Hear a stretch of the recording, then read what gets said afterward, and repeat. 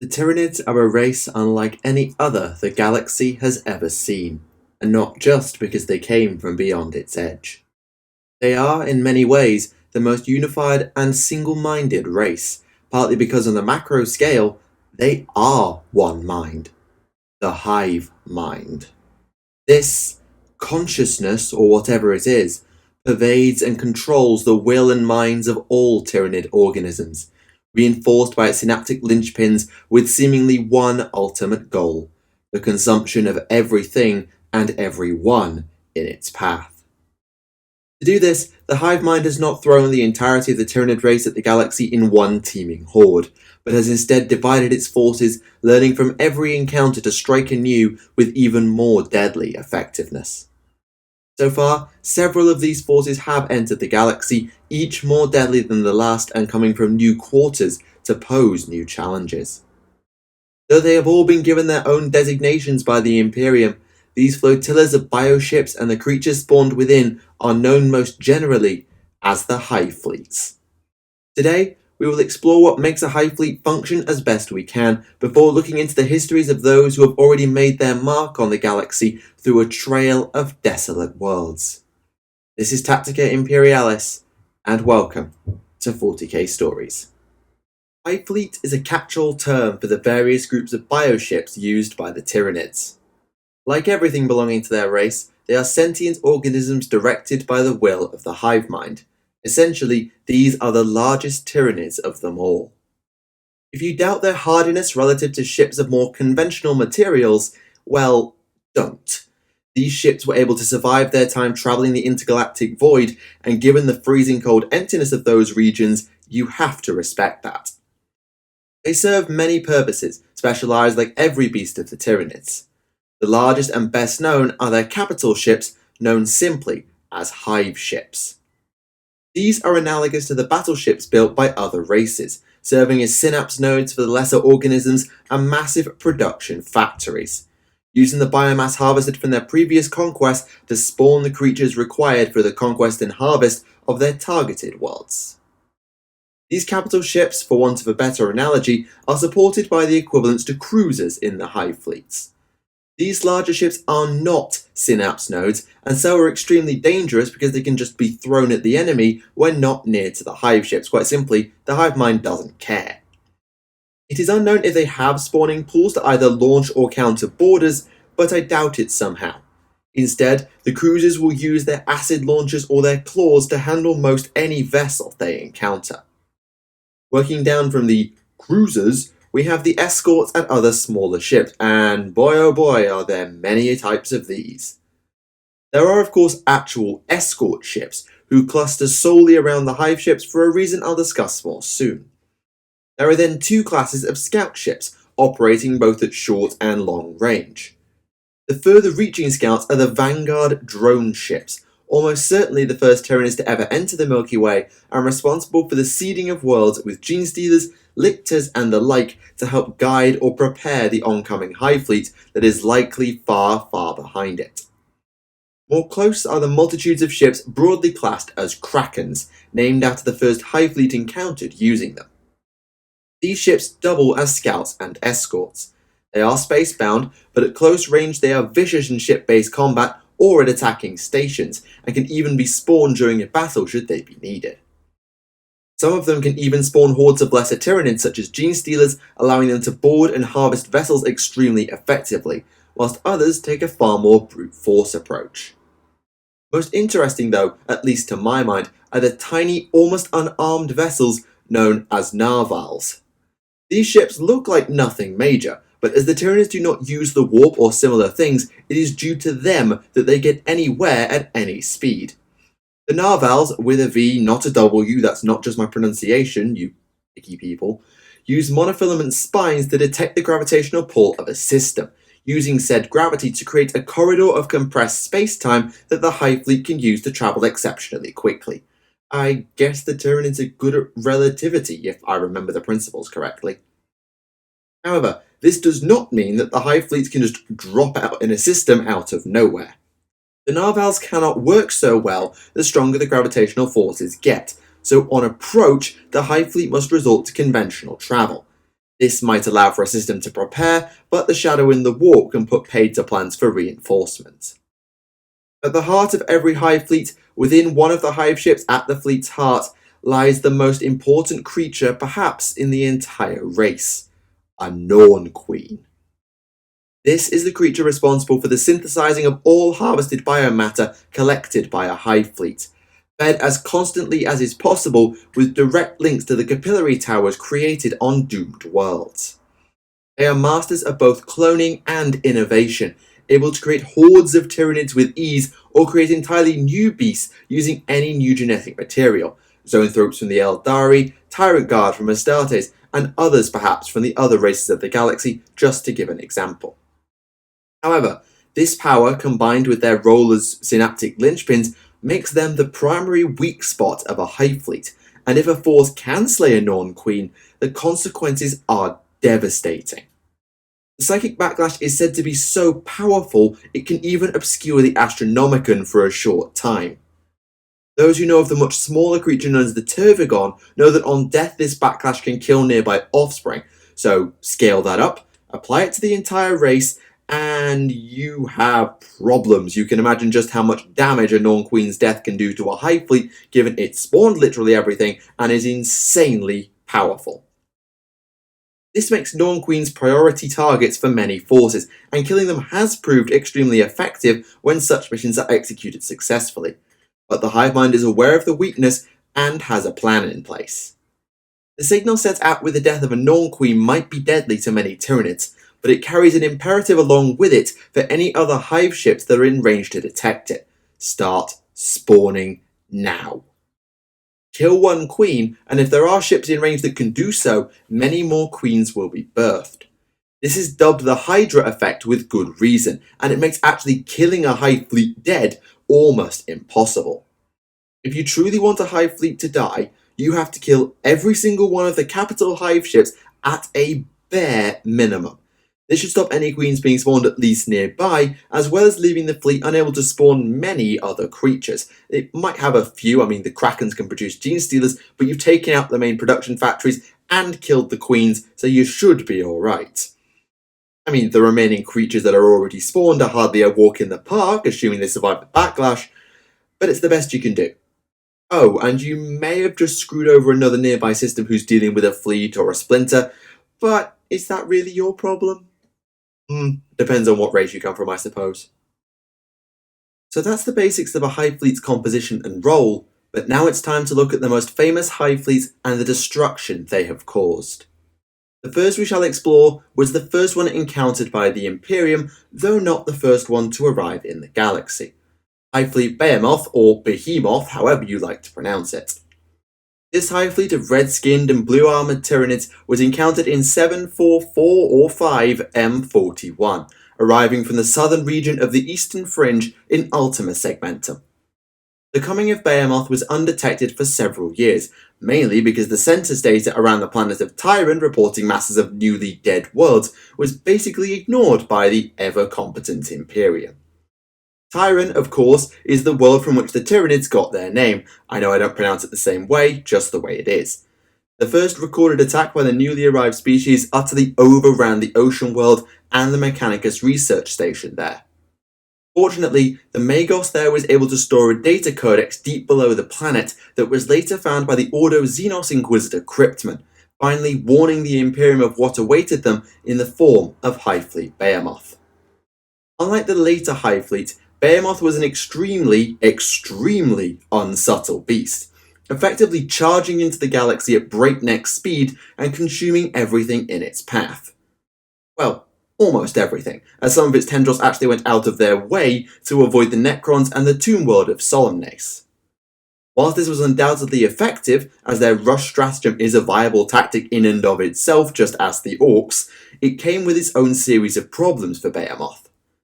As the journey from wherever they came from had likely taken a lot of stored biomass in order for the Hive Fleet to survive, Behemoth needed to consume as it went along and make a net profit during its wars. Whilst this was fine for the most part, it meant that full-scale engagements that cost a lot of resources to win could grind the Hive Fleet down by attrition, as the Hive Fleet didn't seem to care about conservation of said resources for its first major consumption attempt in the Milky Way. Perhaps the first huge challenge it ran into was a renowned Orc freebooter world known as Jagger, whose fleet had been a terror on shipping and whose warriors put up a really damn good fight. It wasn't enough to stop the Behemoth, of course, but it might have been the first time they made a net biomass loss for an assault. Heedless of the losses suffered and the potential loss of resources, Behemoth was pressed on by the hive mind ever westward, staying south of the Tau Empire and entering into Ultramar. There, of course, it crossed paths with the Ultramarines. We're unsure if this was the very first encounter between Tyranids and Astartes, but it may well have been, with the first major known flashpoint on the agri-world of Prandium. Though the Ultramarines led by their chapter master Marneus Calgar attempted a defence, it was nowhere near enough, and Prandium was easily consumed. After a week of meditation on his failure, Calgar declared that the Hive Fleet would be stopped and changed tactics appropriately, shifting from the hit-and-run approach to one of static, overwhelming firepower. As for where Behemoth would be put down, Calgar effectively put all his cards on the table in one go, choosing none other than the fortress monastery of the Ultramarines on their homeworld, Macragge. The reasoning was sound, to be truthful. Macragge had the best defences that could also be further fortified, and the next suitable world to try and actually beat the Tyranids rather than weaken or stall them was likely hundreds of light years away, which would have allowed the Hive Fleet to consume more and more and become even stronger, perhaps even unstoppable. Thus, either because it lay naturally in Behemoth's path, because the Hive Mind sensed the resources or the opportunity, or because the Imperium lured the Tyranids in, Macragge and its system became the battleground for all-out war between the Sons of Guilliman and the Hive Fleet. The first part of the battle for Macragge, as the war is known, took place in space as a massive Imperial armada attempted to halt the Tyranids before they could even make planetfall. They did great damage, blasting apart vast amounts of bioships, but of course they failed, and though it took several waves, the planetary invasion began. Again, despite the best efforts of the Ultramarines and the other Imperials, this was only a case of delaying the inevitable somewhat. But Calgar had planned around that and used his main army effectively as a speed bump, whilst forces including the First Company, but not he himself, further bolstered the already damn tough polar fortresses to serve as the anvils on which the Tyranids would break. The main stand of this largest army came into a place called Cold Steel Ridge in the north of Macragge, and things were actually improving as the Imperials began to understand how Behemoth operated. Unfortunately, this was not to last, as the Hive Mind recognised the critical importance of Calgar to the fight and deployed the Swarm Lord, a Hive Tyrant designed to think its way around a tough foe. The introduction of the Swarm Lord firmly swung the Battle of Cold Steel Ridge in favour of the Tyranids, with the leader beast almost killing Calgar toward the end and forcing his evacuation to space. At this time, the hive ships of Behemoth actually beat a retreat from Macragge, having dropped off their cargo of Tyranids and responding to raids launched by Calgar who had joined the remaining Imperial fleets. This was no flight, however, but a bait that Calgar willingly took, as the Imperials chased the bioships to the gas giant of Circe. There, the Tyranids launched an ambush with a fleet hidden in the gas giant's rings, but the Imperials had an ambush fleet of their own that dropped into real space in a pincer manoeuvre. Had the Tyranids won here, I can't help but feel that Macragge would have fallen too, but the willing detonation of the warp core of an Emperor-class battleship ensured that would not happen. The entire Hive Fleet was dragged into the warp, a place that the Tyranids do not seem to get on with all that well, and Behemoth was officially destroyed over Circe. The question was, would Macragge be taken with it as the ground invasion still continued? Remember what I said earlier about dealing with whatever's left planet side earlier. The only bastions of resistance really left at this point were the polar fortresses. The returning fleet arrived in time to relieve the southern one, but despite cleansing the northern fortress, they found the entirety of the First Company dead to the last.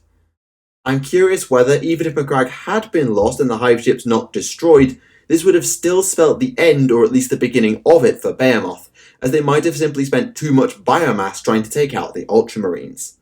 As it is, We will never know. Behemoth was wiped out pretty much to the last, though it would take aid in the planetary and empire-wide mop-up operation for the Blood Angels to the Ultramarines, but it had come at great cost. Although the Imperium did not exactly rest on its laurels, it was hardly prepared for the adaptation of the hive mind and the next Hive Fleet to arrive. The second major wave of Tyranids did not arrive for around 250 years after the destruction of Behemoth. Some believed that there were no more Tyranids coming by that point, despite splinters and smaller fleets in between, but oh how wrong they were.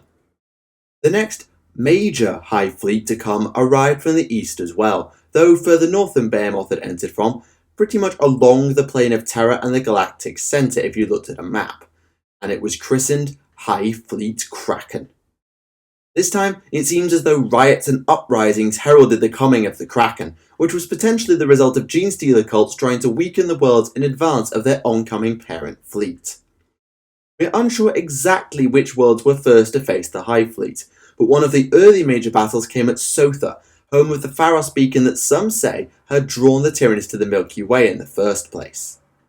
There they faced Ultramarines' successor, the Scythes of the Emperor, who had held the world in one form or another since the battles there in the Horus Heresy.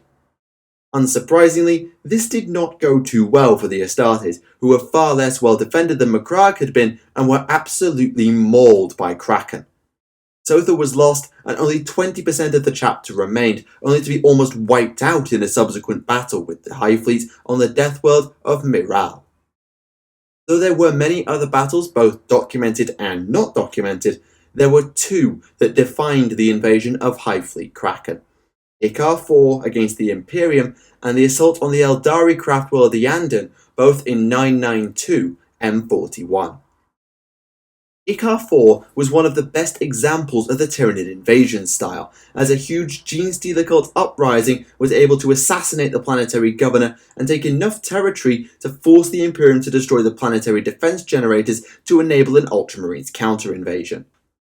Though the Genestealers were defeated, a librarian destroying the Patriarch with his force weapon, the cult had done its job and drawn the Kraken to Ikar IV. And when the Hive Fleet finally arrived, the belief of the cult's annihilation proved to be false, as huge amounts of Genestealers arose again from beneath the surface. This allowed a mass landing of the Tyranids on Ikar IV, but this time the Imperium had faced a Hive Fleet in the past and had roughly 250 years in between Behemoth and Kraken, so the defense was far better coordinated and conducted. Furthermore, none other than Marneus Calgar either arrived or was already there to reinforce the defenders, which gave the Imperials a real edge, an edge that became only more pronounced after Calgar was able to turn the table on his last major engagement and actually defeat the Swarmlord. With the only Tyranid mind capable of matching Calgar taken out of the game, the Ultramarines were able to rally the defenders and rout Ikar IV of the Kraken. But this was not the entire defeat of the Hive Fleet, unlike Behemoth on Macragge. Instead, the tendrils of Kraken spread far wider than the rush assault of Behemoth, and as Ikar IV came under assault, so did the Farseers of Craftworld Yandon realise that they were forced to face the bulk of the might of the Great Devourer. They mobilised the entirety of Yandon to war, civilians included, and the Avatar of Cain was awakened. But with a heavy heart, the Farseers also deemed it necessary to awaken the dead as wraith constructs, such was the gravity of the situation. As with Macragge and Behemoth, the battle began in space. We don't know which systems or worlds were nearby, but that wasn't the concern of either Craftworld or Hive Fleet as they crashed into one another. The Eldari fought well, repulsing the oncoming waves of bioships again and again. But as seemingly always, it was not enough, and the ground invasion of Yandon began. Well, ground invasion, it's Craftworld, close enough. This battle was intense, taking place within the Wraithbone halls of the Craftworld and in the skies above it. They are effectively worlds with their own ecosystems, so this isn't as abstract a phrase as you might initially think. Psychic warfare raged between the psykers of both races, and as the larger organisms landed, the scale continued to escalate. But just like the Imperials on so many occasions, attrition would prove to be the Eldari's undoing. Despite all their skills as individuals and as a race, they were simply too massively outnumbered by the hive mind's near endless horde. Even the shrine to Asayan was overrun, and Iyanden would have surely been victim to the hive mind just as Malantai had been before it. But salvation came for Iyanden from a source who would likely have never been expected even by the source themselves. This corsair was Prince Yeriel, a former member of Iyanden who had long since abandoned it and sworn never to return, but he could not resist when he heard of his former home's plight that reached him despite the shadow in the warp. He led his fleet, the Eldritch Raiders, to Iyanden and fell upon the Hive Fleet. Yeriel's nickname of the Corsair Prince was well earned for his skill as an admiral that he had partially earned against Tyranids, and so the Eldritch Raiders were able to cut a path through Kraken, stop any further landings, and pretty much rout the Hive Fleet in space. They then landed on the all but lost craft world, fighting their way through to try and prevent Iyanden's fall. Yeriel himself had a very specific target in mind, the Hive Tyrant leading the swarm that may well have been the most powerful synapse creature left, depending on the fate of the Norn Queen in space. Said Tyrant had already defeated Iyanden's avatar around this time. Well, I say defeated, it basically drowned the thing in Carnifexes, which is a sound tactic all things considered. However, Yeriel had a special trick up his sleeve as well. Fighting his way to the shrine of Ulthanash, he retrieved the weapon known as the Spear of Twilight. This weapon would be later revealed to be one of the Crone's swords, but for the moment it was simply a mighty weapon that would curse Yeriel for the rest of his days by destroying his very soul. Such was the power of the spear, however, that it was able to destroy the tyrant in a single blow, decisively breaking the assault of Hive Fleet Kraken and allowing the remainder to be routed. This was the end of the bulk of Hive Fleet Kraken, with Yeriel being restored to Admiralty of his former home. But at least one tendril was drawn off by Harlequin Shadowseer Silandri Veilwalker to attack the Tau rather than come close to a critical webway portal. There were splinters of Kraken that continued to move west, causing huge damage as they went, but thanks to the heroics at Ikar and Iyanden, the vast majority of the Hive Fleet was broken. And, yet again, the Hive Fleet had more cards to play and more fleets waiting in the wings. There were other minor fleets that would show up both before and after Kraken, which we shall address shortly, but there is one more major fleet to discuss first. Hive Fleet Leviathan remains the most powerful Tyranid threat in the galaxy, having struck after the defeats of Behemoth and Kraken and even able to withstand massive losses without being wiped out. Unlike the other major fleets, Leviathan did not enter the galaxy from the east, instead taking a rather unique approach vector. The fleet would pass under the galactic plane to emerge from an unexpected angle in a huge number of places, and taking heed from its predecessors, it divided its strength into many sub-fleets known as tendrils. The first contact came in 997 M41 in Segmentum Tempestus to the galactic south, with a vast swathe of worlds being lost before the identification of the Hive Fleet by the still renowned Inquisitor Cryptman. This was the southern tendril of Leviathan, whilst the second major tendril appeared much further north, allowing the smothering effect of the shadow in the warp to be spread wider and, in the minds of some, create jaws that would consume all caught within. However, this theory has gone unconfirmed due to the paths taken by the two major tendrils and their fates. The southern tendril that struck in Tempestus steadily worked its way north, and it did not take long for people to conclude it was heading straight for Terra. Given the Pharos beacon had supposedly drawn the Tyranids, it makes sense that the source of the Astronomicon would do the same. This understandably caused massive amounts of panic within the Imperium, and though the Hive Fleet was appearing in more than just two places, all measures were taken to stall the advance. Many worlds were subjected to exterminatus to deprive the various tendrils of resources, and even the full-pitch battles were not truly enough. A tendril moving northeast was wiped out by the Ultramarines on Tarsis Ultra, but the overall advance of Leviathan into the galactic east still continued. Meanwhile, Inquisitor Cryptman ordered that a cordon be established, both to drain resources and to buy time.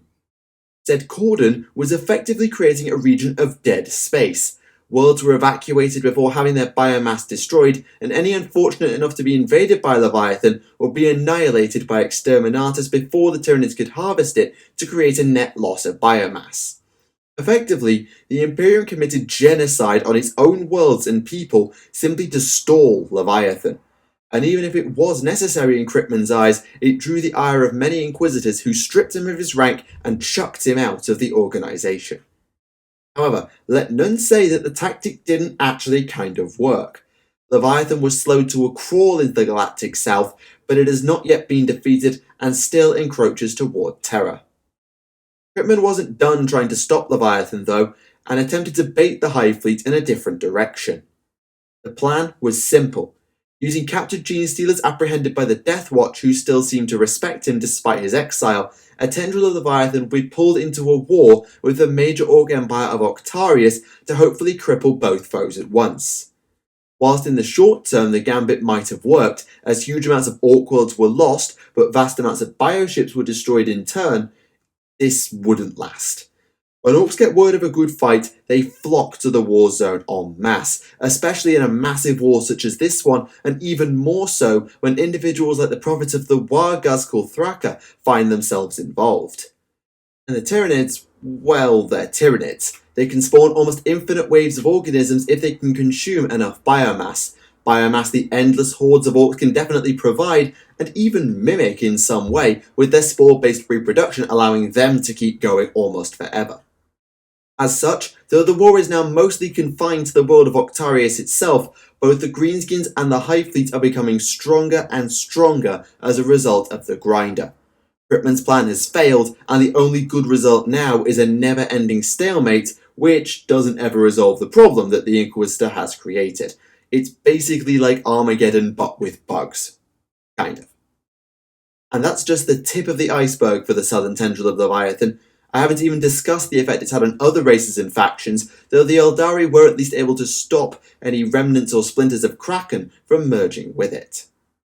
The northern tendril, on the other hand, appeared to the east of Terra, just northwest of the galactic core. Though you might expect it to function as a second jaw for Leviathan that would therefore work southwest or converge on Terra, it did no such thing. Instead, it diverged from its sibling tendril and headed in precisely the opposite direction, moving to the northeast and Ultima Segmentum. There, as we recently discussed in our log on Commander Dante, it ran straight into the forces of the Blood Angels chapter. It is unclear whether this tendril had initially been destined to travel to Baal, home of the Sons of Sanguinius, but before long it was confirmed that it was doing exactly that, either by design or by adaptation to its new foes. Just like with Terra, this forced the Imperium into a series of extremely costly delaying actions, most notably the Cryptus campaign that preceded Baal itself. The same scorched earth exterminatus tactics were applied, and ships were even left as bait for the Hive Fleet so the rest of the Imperials could escape. But despite how many organisms were slain and how much heroism was displayed by the Blood Angels and co., it wasn't enough. It couldn't ever be enough. A major tendril of Leviathan, if not the entire northern tendril of the fleet, invaded Baal and its moons, squaring off with almost the entirety of the Sons of Sanguinius and their successors. The battle was immense, truly immense, but the Astartes and the mass-conscripted civilians were unable to hold the Tyranids back. Not even a moat surrounding the fortress monastery made of an instant death water thing could stop the Hive Fleet for long. It took a combination of the Cicatrix Maledictum's appearance and the timely arrival of a certain bloodthirster to even disrupt the Hive Fleet massively, but boy did it have an effect. The appearance of the Demons of Khorne completely changed the result of the battle on Baal Primus. Where once stood a garrison of Astartes holding out against the Tyranids, now there was a sigil of Kabanda, visible from space, made from the skulls of the bugs. At the time of the Great Rift's appearance, the Tyranids could be heard screaming en masse as if in pain, which raises the question of exactly how the warp affects the hive mind, just as the hive mind affects it with the shadow in the warp. Either way, this opportunity afforded by the Maledictum was seized by the remainder of the Blood Angels and co., who sallied from their Arx Angelicum in their last charge. Led by Dante, they managed to slay the Swarmlord who had been created to take Baal. Whether the Swarmlord is in two places at once is unknown, as it's said to be on Tartarius right now, but it's something of note nonetheless. Even these two factors might not have entirely saved Baal, even if the combination did potentially cripple Leviathan's tendril beyond hope of recovery. But the arrival of the Indomitus Crusade finally finished things decisively in the Imperium's favour. Time had been all messed up by the Maledictum, so whilst Baal would be the Crusade's last stop by their own reckoning, it wasn't long from the Blood Angels' view before the Primarch-led cavalry arrived.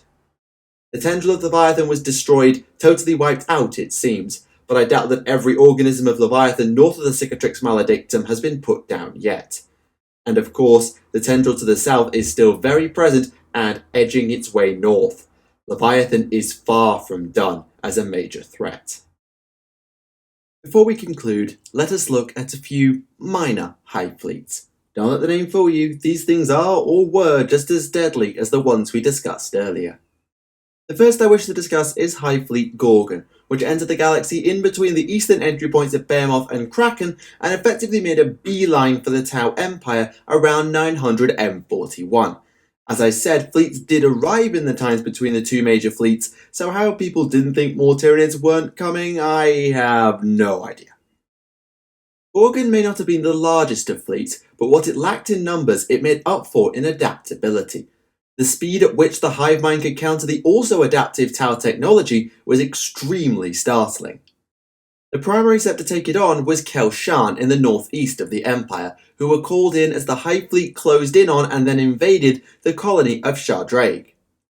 Though the Firecast and the Kroot defending it put up an admirable fight, the beasts of Gorgon were able to be almost immune to pulse fire and invisible to all save battlesuit sensors by the end, such was their flexibility. The Aircast ordered the withdrawal, but members of the Firecast defied them and stuck it out to exploit a weakness of Gorgon. The vast adaptability had left it low on larger beasts and complex synapse creatures, and so the Tau thought that by weakening the synaptic web, they could actually do something. Though Shadrag was almost entirely consumed, the Tau won, and the planet held, but Gorgon was not done yet, not by a long shot. Though worlds owned by both the Tau and their allies were lost, one of which was actually to newly awakened Necrons who defeated the Tendril then harvested the world, it all culminated in the invasion of Kel-Shan itself. The Tau did manage to buy themselves time by killing many of the Narvals in a prior space battle, but it took the arrival of a delayed force of Astra Militarum, originally destined for the long-finished Damocles Gulf Crusade, to turn the tide. An incredibly uneasy and disparate truce was formed between human and Tau in the face of the Hive Fleet, and Gorgon could not adapt to both at once and was ultimately annihilated on Worldspine Ridge. Next is Hive Fleet Hydra, which took a different route into the galaxy than many fleets and entered from the south rather than the east. First encountered in 999 M41, when Hydra was first found by the rest of the galaxy, it was actually still dormant and hibernating. Their encounter was with the Drakari Cabal of the Poisoned Fang, who tried to capture specimens for the homunculi rather than just destroy the sleeping fleet that was seemingly still outside of the galaxy's edge at the time. Unsurprisingly, this plan backfired. Hydra awoke and massacred the entirety of the raiding party before rushing into the galaxy.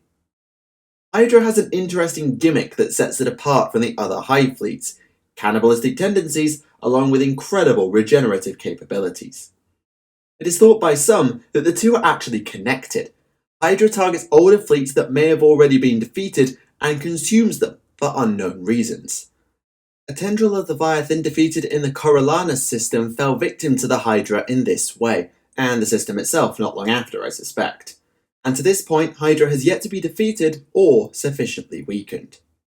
Much further north, arriving in the region near the Ghoul Stars in the far northeast, was Hive Fleet Jormungandr in approximately 995 M41.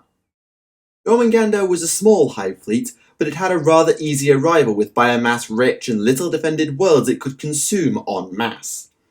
It was one of the subtlest of Hive Fleets, preceding worlds with underground organisms and even going to ground rather than fighting to annihilation. This generally made Jormungandr a lot of a nightmare to deal with, and many Imperial forces were needed just to deal with it. Unsurprisingly for a fleet of that size, many worlds were lost to the Hive Fleet through raw power and cunning. Using asteroids as armor cum camo for bioships being just one example. However, it would not be on the surface that Jormungandr would be finally put down, but rather in space. A grand fleet was assembled, even including alien mercenaries alongside the Navy and the Astartes, and in the Black Nebula, assumedly in northeast Ultima Segmentum but exact location unknown, the battle began. Despite being rather ragtag and definitely outnumbered, the Imperial Admiral knew how to use his fleet to the maximum, isolating critical node ships to focus them down and scuttling others with the startates of the Death Spectres. Little by little, Jormungandr was picked apart and eventually destroyed, though the Imperial fleet was massively damaged too, but most scarily, that would not be the last the galaxy would hear of this Hive Fleet. Remember what I said earlier about going underground and seeding worlds? Well, that's what Jormungandr had done, and when Leviathan entered the galaxy, they would awaken and cause great harm to the worlds they had lain dormant on. Finally for today, there is Hive Fleet Kronos, another clear example of the incredible adaptability of the hive mind and its servants. First appearing after the Cicatrix Maledictum, the shadow in the warp projected by this fleet is stronger than any other. Tyranids cannot consume warp matter, and the Great Rift etc. has understandably deprived them of real space matter because there's a giant flipping warp in the way. So Kronos has seemingly been evolved as a countermeasure, said to be homing in on worlds that threaten to tear at reality further. They seemingly will help to keep the warp from intruding any further. They're also more than capable against demonic foes, obliterating the second incursion on the world of Shadowbrink after Leviathan beat the first one, with the Shadow alone even able to close some warp tears. Theoretical. If Kronos reached a critical mass, could it forge a path across the Cicatrix Maledictum by closing it as it went? Sadly, I doubt we'll ever get an answer, and somehow I reckon if there is such a critical mass, it would be enough to consume more than a small chunk of the galaxy. Still, one thing to consider, if rather terrifying. And there you have it, a window into the Tyranid Hive Fleets in terms of both deeds and composition. Whilst we understandably can only know so much about them since they can't be spoken to and they constantly adapt, I hope this was insightful and brought things up to speed regarding the various tyrannic wars. I know I missed plenty, but there's only so much information I can squeeze into one log.